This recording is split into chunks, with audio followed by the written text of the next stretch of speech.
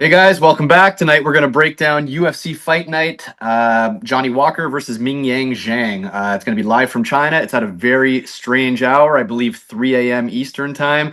So make sure you're up early if you want to watch it. And let's break it down and look for some spots we feel confident in. First fight of the night, I think this is a fantastic opening fight. UFC light heavyweight division. We got Dayar Nurgozhay taking on Yuran Satybaldiev. Sorry, probably going to get a lot of names wrong here on this card. This is a fun fight. This is a fun fight. These two guys can crack. If you remember, Uran came in and had that debut against Martin Boudet. He was greatly outsized. It was at heavyweight. This is back down in his natural class. That fight, he showed he can take a punch. I know Boudet is not exactly a knockout artist, but still, he was giving up 60 pounds in that fight. So he can take a punch. His striking looked good. This is an interesting fight because Dayar Nurgozhay can crack. Like, he can knock people out. I got to think that if Satybaldiev could take those shots from Boudet at a higher class, that I think he's going to be able to take those shots here. And I think he might be slightly more technical and maybe take on later. Like, this Nurgozhay guy might slow down. He's full of first-round fights here. We don't know how he's going to look as it goes on. And I think Uran could weather the storm and then be the more technical striker. Either way, I think it's a very, very fun fight. The odds are close for a reason. And I think this is actually going to be one of the funner fights on the card. What do you think? Yeah, same. But Nurgozhay came in with like a lot of hype, and then he fell flat on his face against Ribeiro in that first fight, right? So he's a big favorite. Remember, he was like minus 300. Came in like the big, powerful wrestler, with the big, powerful punches, good striking. He looked great on regional tape. And yeah, man, that UFC first fight got him. Salty by Dove, for all the good things he did. I thought he could throw a little bit more against Martin Buday. I know he got held up a little bit, but Short notice too, man. I know short notice and all that kind of stuff. But honestly, I think Nurgozhay. I'm gonna take Nurgozhay here because only cause he came in with all that hype, and I think he got caught up in that first fight. Think he would be like just like regional scene, but it wasn't. So I think overall he's got the better skills, and he didn't show it. But this is his fool me twice fight, I guess. So we'll see what Hey, at happens. the end of the day, one loss to Ribeiro, one loss to Budai. It doesn't sound good, but honestly, I think they both can be fun fighters. Agreed.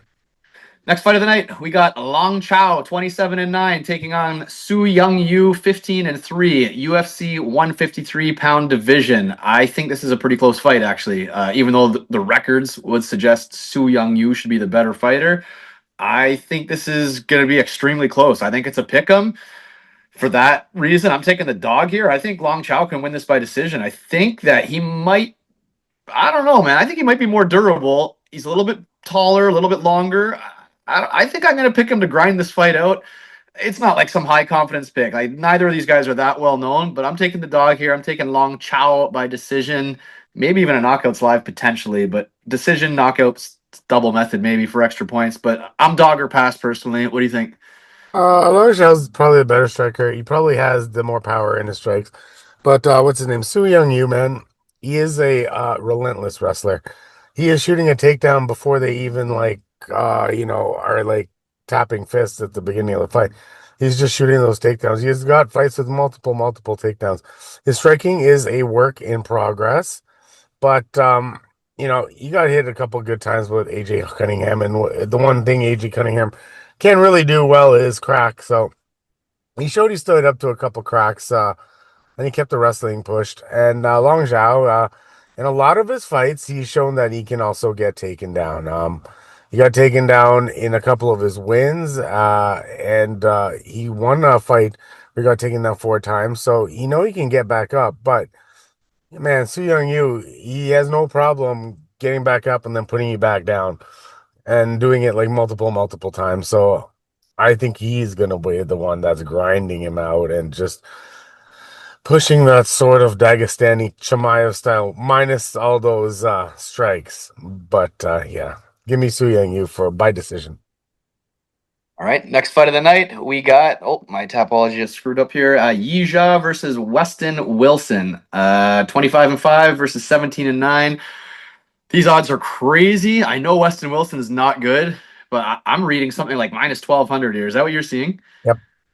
That's crazy. Like I get it. Weston Wilson is not good, but has this other guy proven himself against anybody whatsoever?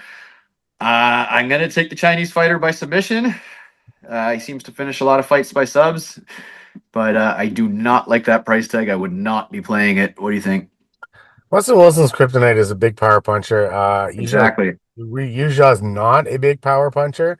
He is more of a ground fighter, take you down, control you, sub you kind of guy. He is kind of playing into Weston Wilson's wheelhouse because that's where Weston Wilson is best, and his only win is on the ground against lower competition, I would say, in Jekasaragi. But everyone thought Jekasaragi would power punch Weston Wilson. He got tapped. So, anyways, I think not long shot. I think Yizha just has better control, better wrestling. He should be able to push the pace on Weston Wilson. Once he's on top, he should stay safe. But minus 1200 is outrageous. Outrageous. Next fight of the night, we got Michel Pereira coming back at 31-13, taking on returning Kyle Daukaus 15-4. Interesting fight. Pereira looked like shit last fight. I think that was the fluffy fight. Was that his last fight, fluffy? No, that was the Abuse fight, wasn't it? Okay. Either way, he looked like shit against Look, Fluffy. he I looked guess like good against Abuse too. yeah, so exactly. We don't know what we're getting here. Kyle Daukaus has racked up a couple wins on the regional scene. Is he really good? Not really. Yeah, obviously, he's got pretty good jiu-jitsu, but I don't think Michel Pereira is really one to get like just taken down and topped out. So I still question Dawkins' chin. I question him on the feet, but I question Michel's headspace after a couple bad performances. I question his gas tank. Like there's so many question marks here that kind of scare me. I'm gonna pick Pereira because I think at his best he should be able to knock out Kyle Daukaus, I believe. But I'd be scared here after like a couple losses. I don't know how motivated he is. I don't know where his cardio's at. I don't know where anything's at. Pereira scares me in this spot. At his best, he wins. Give me Pereira. Not confident. What do you think? Pound for pound, he's the more well-rounded fighter. He's got probably the better wrestling. He's definitely got the better striking. Dawkins is taking this on short notice. Honestly though, he had that fluffy fight that was supposed to like vault him into like contention. And then he had the Abuse fight where, yeah, for all the slowness and bullshit and crap that he looked like, he still had a chance to finish Abuse there at the end, right? And he just didn't look like he was pouring it on. He looked like he was sort of like pacing himself to the chance that he paced way too much. Anyway, I don't think Dawkins is good. I don't think he is UFC material. I personally chalk this up to a get right fight for Pereira, and they're doing him this favor to get right. And if he doesn't get right here, I don't know what's going to happen. So I think he's got all the skills to win this. So Michel Pereira. All right. Next fight of the night, we got Rongzhu 26-6 taking on Austin Hubbard 16-9 lightweight division. Honestly, looking at this fight, I tried to find a way to pick Austin Hubbard. I'm like, maybe you can grind this guy out. Like he's not really great at anything. He's just kind of a tough guy, I guess. But unfortunately, like just looking at the odds and wanting to pick him, I couldn't come up with a way that he wins. I don't really think he's going to out grapple him. I don't know. I just think Rongzhu is going to be grinding him out. I think it's a decision. I don't think Hubbard's getting knocked out or submitted. I don't think. I think we got kind of a boring fight here, kind of a sloppy fight, and I'm going to be taking Rongzhu. What do you think? Same thing. I wanted to try to see if Hubbard can grind this guy out, do anything, but one, he doesn't throw enough volume to keep with Rongzhu on most occasions. I mean, you're talking about a Rongzhu that's gone to a decision in a couple fights in his last four, and he's thrown over well over 120 significant strikes at that point, right? Hubbard can't get up with that, and he's only been taken down multiple times. Once, I think it was by that Shin Haraguchi. He got taken down four times, and he still ended up winning that fight because this guy's tough and he goes for it, right? And that's the thing, man. Hubbard had that chance against Medeiros, I think it was his last fight. He just didn't push it enough. And Rongzhu, for all the bad things that he does, the good thing he does push the action. And, he does have some dynamite in the hands, so he may be able to finish by knockout, but I think it's just going to be a unanimous decision, and he's just going to outstrike the shit out of him.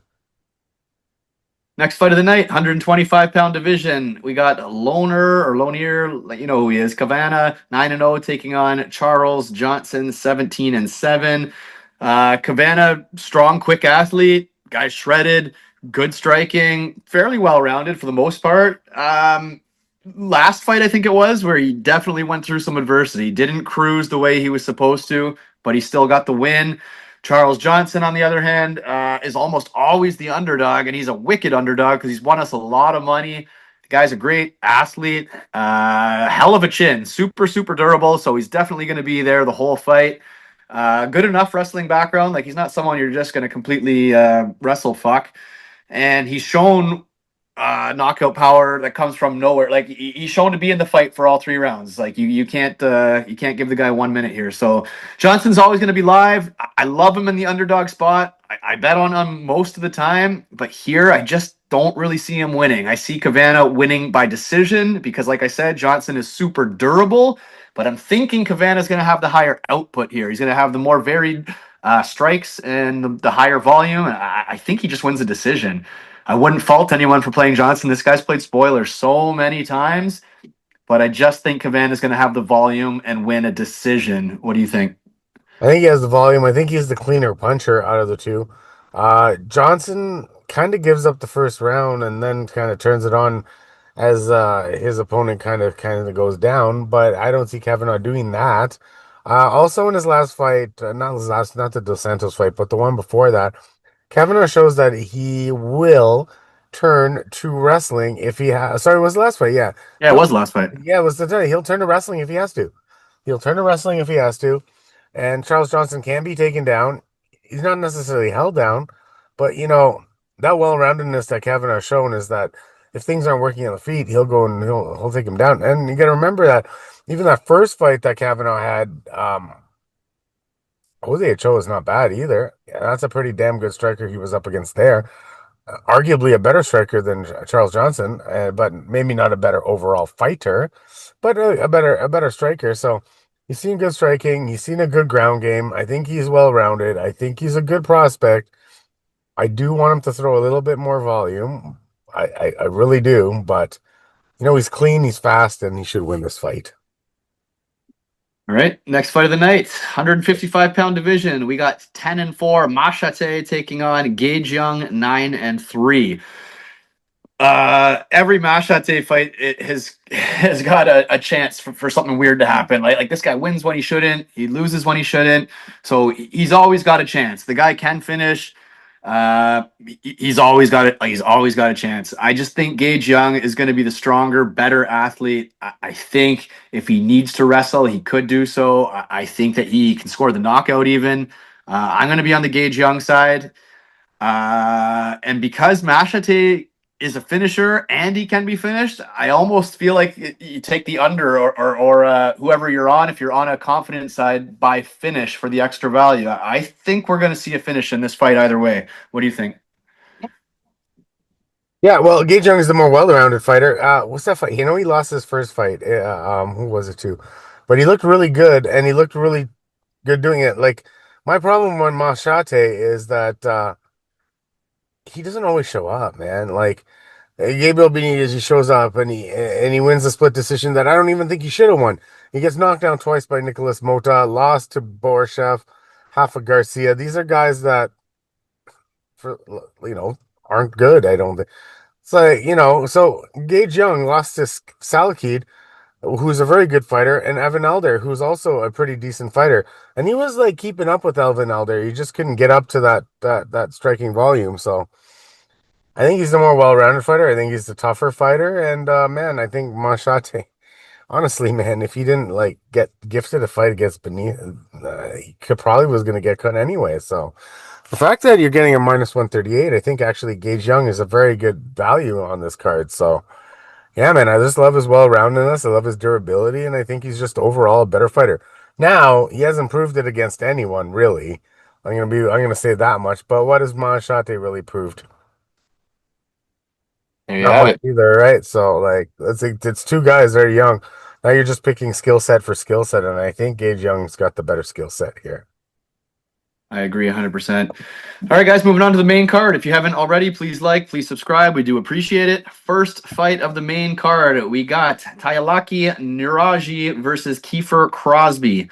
Nueraji's supposed to style here. The guy's a killer. He got a ton of finishes. Kiefer Crosby's not very good. I'm not gonna lie and say I know a ton of Nueraji, but based off the record, based off what he's done, based off the odds, based off the hype, based on what you're hearing, this guy should finish Kiefer Crosby. So that's what I'm going to pick. But I'm not going to lie and say I've seen a ton from him. What do you think? Well, all the highlights and all the fights you see with Nuraji is him like blasting through people and finishing them, right? So that's pretty much it. Like, what do you see from Kiefer Crosby? I don't know. He's been tapped out twice. Like, I think he stinks personally. Exactly. I don't know what. There's nothing really I can say. Like, he's supposed to be this like long power puncher, but he's not. I don't see it. Like, I just all the good things I just don't see. I just don't think. I think this is Nuraji's fight to come in style in this and start his UFC career this way. Like, I mean, like that elbow in the one I watched the last fight. What was it against that Kim guy in the road to the UFC? That was a sick fucking finish, bro. So I mean, I think he can beat this guy at his own game, and I think he can take him down if he wants to. So Naraji it is. All right, next fight of the night, we got the ever exciting Sumudarji, 17-7, taking on Kevin Borjas, 10-3, 125-pound division. Sumudarji rebounded last fight, but that being said, I'm still never going to trust the guy. He's extremely dangerous. I will give him that. Like, the guy can crack. He is probably the more dangerous fighter here. I still can't find myself to pick him. Like, he's got durability issues. He's susceptible to being finished. I mean, the problem is he's usually susceptible to getting rocked and then tapped out or something like that. And Kevin Borges doesn't exactly fit that criteria. So on paper, this should be a fight that Sumudarji can win. But I'm still going to pick Kevin Borges just because I still don't fully trust Sumudarji. But Sumudarji is probably the more dangerous guy here. And stylistically, he's not at such risk of getting finished like he usually is.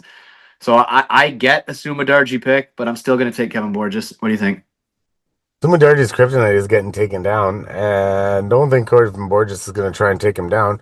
I think this is going to be a kickboxing match, and I think the cleaner kickboxer is honestly, Kevin Borges. He lost that fight to Alessandro Costa. Good Costa fighter. is a hard hitter though, and then his other loss was to what's his name, Joshua Van, right? And Great fighter. great fighter as well. And then he was an underdog to that Ronaldo Rodriguez weird looking fella in the last fight. Excuse me. And everyone thought he was just gonna get knocked out or outstruck, and like he's really good at keeping range. And if he strikes with that pinpoint accuracy, like he did in that strike, he's gonna outpoint Sumudarji. I think. Yeah, I think he's cleaner. I think he's faster. I think he's actually better. And yeah, that's it, man. He's the underdog too, isn't he? I think he's cleaner, faster, better striker, and I think this is going to stay a striking match. The only way is if Sumudarji tries to take down Kevin Borges. That's the only other thing. I mean, he can be taken down. He can be. In his Dana White Contender Series, he got taken down 5 times, but he ended up doubling that guy up with strikes. So that shows, like, he can get up. And honestly, I think he's got better hands. I think he's got better volume, and I think he should win this fight too. All right, there you have it. We're both on the underdog. Next fight of the night, featured fight. We've got heavyweight division. Sergey Pavlovich, 19-3, taking on Waldo Cortez Acosta, 14-1. I think the whole world wants to see Pavlovich knock Acosta's head off, myself included. Problem is I truly don't think it's gonna happen, man. I don't know what it is, but nobody's ever really outstruck Waldo. Not that I can recall. I feel like I don't know, for a big guy, maybe he's quick on those tiptoes or whatever. He's a douchey fighter. He's kind of cocky, kind of showboats, whatever. I don't like Waldo. Don't like him one bit. But I feel like he's just got some frustrating kind of point fighting, striking style that gives guys problems. I think he's more athletic than people give him credit for. So I think he can really frustrate Sergey unless we see the wrestling Sergey come back, and that is quite possible here. Last fight, very tentative, very boring Sergey Pavlovich last fight. And you might be looking at that here. You might be looking at him wanting to take Waldo down and just kind of wear him out from the top. So I don't know, man. My heart really wants to pick Sergey by knockout. I don't see it happening. I think Costa, if anything, Sergey is the chinnier fighter. I think we're looking at a Waldo knockout or a decision on either side. Sergey riding him out from the top, or Waldo point fighting him pitter patter on the outside, standing up. I don't know. I feel like I'm going to get called the dumbest guy in the world here, and you know what? Chances are I am. But I think I'm actually taking Waldo, and I will be happy as fuck to be wrong. I hope like hell Sergey knocks his head off, but I think if it stays on the feet, I could see Waldo somehow just frustrating him and staying safe. What do you think? I think Waldo's definitely the value side, but I don't know, man. I looked at who they have fought in their last few fights, and like those guys that Waldo's fighting, yeah, he's winning. He's beating Sergey Spivak, Ryan Spann, Rebellis Despain, Andrei Arlovsky, Lucas Bresky. But Pavlovich is up against his last fight. He had to go up against Jardine Rosenstrick, then Volkov, and then Aspinall, Curtis Blaze, Taito Ivasa, Derek Lewis. Like, man, I think the level of competition certainly points to the arrow in Sergey's favor, and maybe him losing a couple fights to Aspinall and then losing that one right after to Volkov showed him that he has to expand his game a little bit with the wrestling. But it's not like Spivak was quite out of that fight that Waldo won, and I wouldn't say Close fight. Waldo that blew him out of the water by any means. It was a very very close decision, right? And like the harder punches are going to come from Pavlovich. And now, I don't know. Is he going to try to write him out? Is he a little bit, tentative now? I don't think he's going to be as tentative in a fight so a tentative in a fight with Jairzinho Rosenstrick where this guy has the death touch, right? Volkov really good at keeping, distance. Aspinall obviously has the death touch, right? So, I don't know. Waldo doesn't come across to me as the guy that has the death touch. So is he really scared about? Because look at when he went up against Blades. Blades has really good striking, but he wasn't really scared of the death touch coming back at him. And I think he can take this fight the same way. A lot of people are on Acosta. I've talked to a lot of people, and I know you yourself was on Acosta, but I think this is a get right fight. I like to call him for Pavlovich just to get back into it, and this is a cause to step up. Is he really a heavyweight contender or is he not really a heavyweight contender? So, I'm still going to side with Pavlovich on this one. I think he's still up there. Hey, for the record, I fucking hate Waldo. The way he disrespected Andrei Arlovsky score. He's showboating on an old guy. Not cool, man. Showboat on a young guy. Beat somebody good and stun on him, whatever, fine. But like, you don't need to fucking be doing that shit against old legends. On Good top for of you. that, buddy, it's not like we hate this guy. We've picked him in his last two fights on the show. You can go back and look at it. I picked him myself. As much as I hate guys, I never let He that. makes me money. Yeah, I pick with my head, not with my heart. All right, co-main event of the evening. We got Brian Ortega, 16-4, taking on former champion Aljo Sterling, 24-5. It's funny because years ago I hated Sterling, and he's kind of grown on me because he kind of now is like a UFC heel, he's in Dana's bad books. Like I don't know, I like those guys that kind of fucking piss the UFC off. So Sterling's kind of grown on me. Ortega, I've never liked whatsoever, but I'm actually picking Brian Ortega in this fight. I find it, Sterling's getting older. How motivated can he be for Brian Ortega? Like Sterling's already brought up retirement, I think the last two fights or so. Like he's been talking about it for a while now. There's no way that he is, is he going to be that absolute shredded freak Sterling that we've seen in his prime? I mean, he's always going to be in good shape. Like he's not going to look, but there's just he's not going to look as juicy or something. Like he's not going to look quite the same. I think Brian Ortega might lose some volume early, but it's a 5-round fight. I think he's the more durable guy, so there's a chance at some point he cracks Sterling and hurts him. I think that there's a chance that he chokes Sterling. I don't think he's going to get backpacked or choked out against Sterling, so I think if there's a finish, it's Ortega finishing Sterling, and that's kind of what I think I see over 5 rounds. I think Sterling's going to have to be perfect for 5, and Ortega's kind of known for those fucking come from behind pull it out of your ass kind of victories, and I could see that happening again. I can't believe I'm saying it. I'm picking Brian Ortega to win this fight. What do you think? Oh man, I'm fairly very much on the Aljamain Sterling side on this fight. I think he actually showed. Honestly, I rewatched the Moster fight. If you gave that fight to Aljamain Sterling, nobody would have cried robbery, man.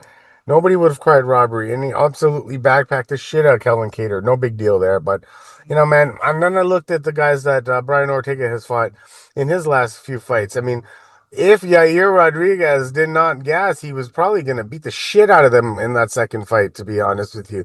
And then he would have lost to Lopes, lost to Yair again, lost to Volk. The only other guy was he beat Chen Sang Zhang, clearly.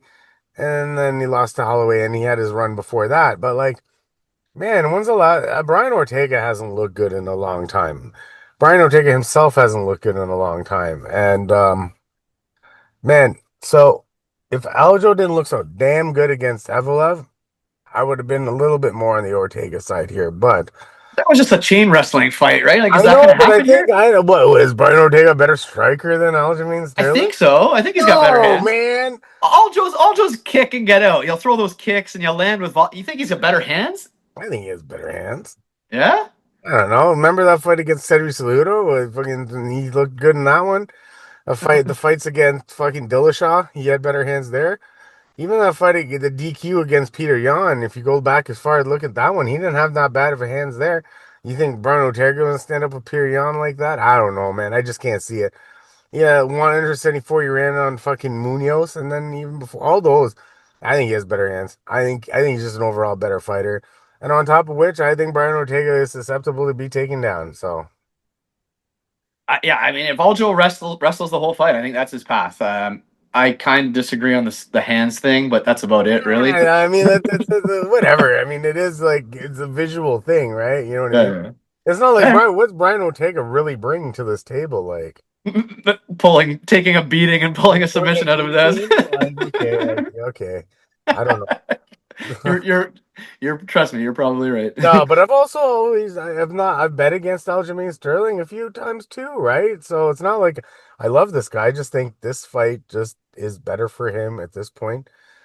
I think Brian Ortega is just fighting on his name, to be honest with you. So I agree. I don't think Ortega's great. I really don't. I just think I don't know. Fuck, don't ask. Maybe it's a value pick. I don't I question Sterling's motivation right now.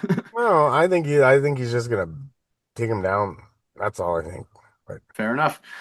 Main event of the evening, we got Johnny Walker, 21-9 to 105-pound division, taking on hometown Mingyang Zhang, 19-6. Zhang is obviously on a run of knockouts. The guy hits hard as hell. Johnny Walker, for all his flaws, you got to say that he hits hard as hell too. So you got to say that Johnny Walker at least has a chance. There is absolutely a chance that he comes out guns blazing and knocks Zhang out first round. That's possible. To me, this fight is who lands first. I'm going to give it to Zhang by knockout, but I will literally be betting under 1.5. I think that's going to be my main play, depending on there should be odds on that right now, but I'm going to be picking for a very early knockout for somebody. And if you can get under 1.5 at like plus money or something like that and cover both sides, do it. No, it's the 1.5. minus 350. Ooh, that's terrible. Terrible. All right, then fuck. Give me Zhang by under 1.5. Zhang under 1.5. That's got to be plus money. I hope. Oh, what's a Zhang knockout? Well, Zhang round one is minus 140. You might get close. You might get close. Ugh, then maybe you take the over one round and hope that it fucking lasts 5 minutes. Whatever. It's gonna be an early knockout. They both have a chance. Give me Zhang to continue the knockout streak. But it seriously wouldn't shock me if Johnny Walker landed a big shot. He hasn't landed one in a while. He's due to land one sooner than later. But give me Zhang by knockout, and I think it's a quick fight. What do you think? So like so the value is clearly on Johnny Walker. The value is clearly on him. But there's like and then look at his experience. It's Ozdemir, Ankalaev, Anthony Smith, Paul Craig, Kutalaba, like Jamal Hill. And then you look at who Ming Yang, I'm not even gonna go through it, who he fought. It doesn't fucking matter. This fight's in China, and I think it's the fucking Ming Yang Zhang want to bring him out show. That's yeah, man. I tried. I think Johnny Walker, everything points to Johnny Walker winning except his goddamn glass chin that never holds up. That's the Never. problem. Everything says, the experience says Johnny Walker. Length and shit, quickness says Johnny Walker. Um, everything says Johnny Walker except his chin doesn't say Johnny Walker. So I want to pick Walker, but I can't. I want to pick Walker, but I can't. It's like that one time where you're like, I want to pick this guy. I can't. I cannot pick Johnny Walker. I cannot pick his chin in China. It sounds like a Bare Naked Lady song. But yeah, I can't pick his chin in China, and I just don't think it holds up. But yeah, man, you're right. He can definitely crack Ming Yang Zhang. Definitely can, but I'm not picking that. I'm going to pick Ming Yang Zhang in a by knockout. So. All right, there you have it. Johnny Walker is going to be chinny in China.